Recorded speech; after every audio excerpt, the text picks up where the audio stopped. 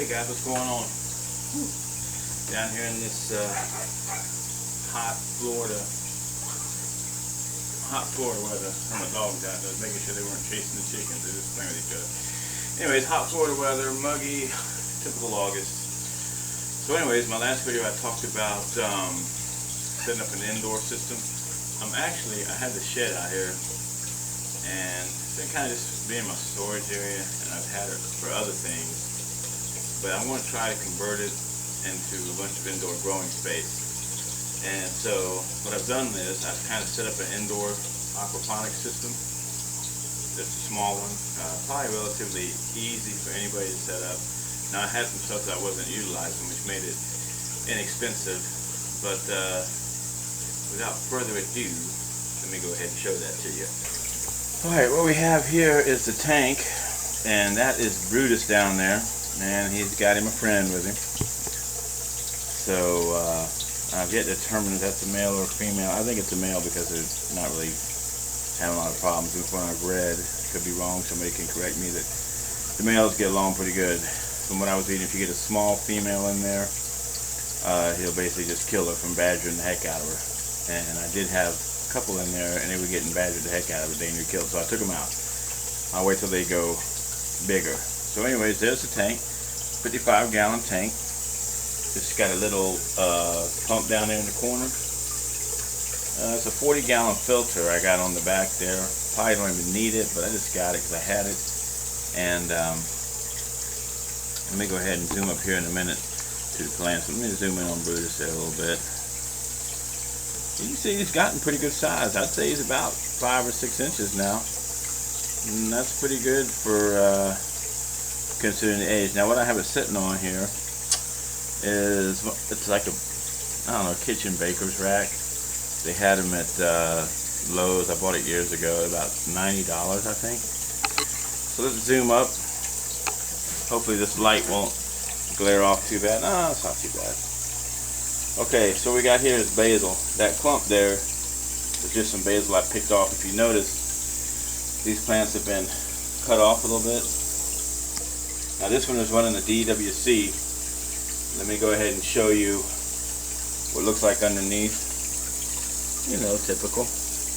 Roots growing. Simple, just a drain pipe coming straight to the bottom, running down into the tank.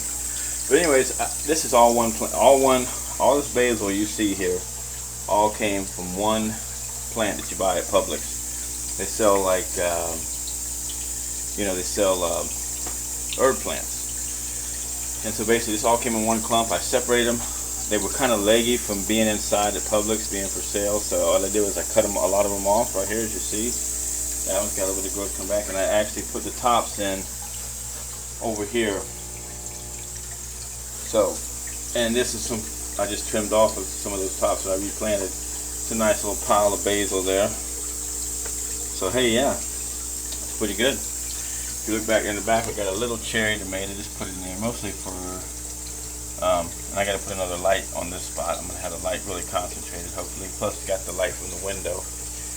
Hopefully, we'll see. This is actually doing really well since I put it in here. And there is a rosemary. I know, way too big for this thing, but I'm just going to be cutting it off as it comes.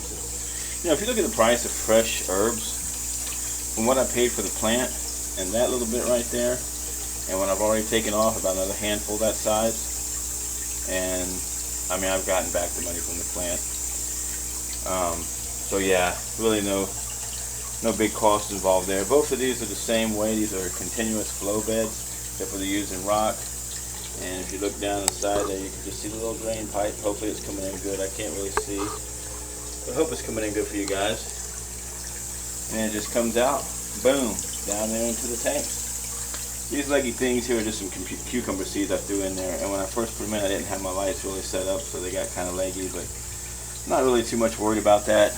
This is going to be primarily a herb, lettuce, growing station like that.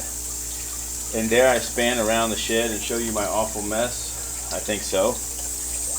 What I have there is a 75-gallon tank.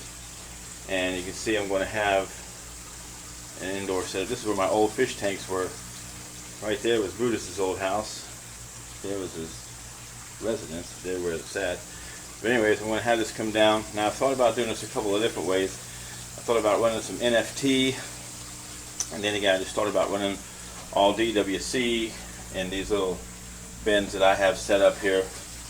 You know, give me a couple of fluorescent grow beds. I don't know. Let me know what you guys think. NFT, DWC, or both. And then right in here, the pump is going to bring the water up here, and it's actually going to. Sorry about the darkness. I don't have no light in this corner right now, but it's going to. I'm just going to fill this up with rock, let the water pump in there, and then flow out into these beds, and then come back down into the tank.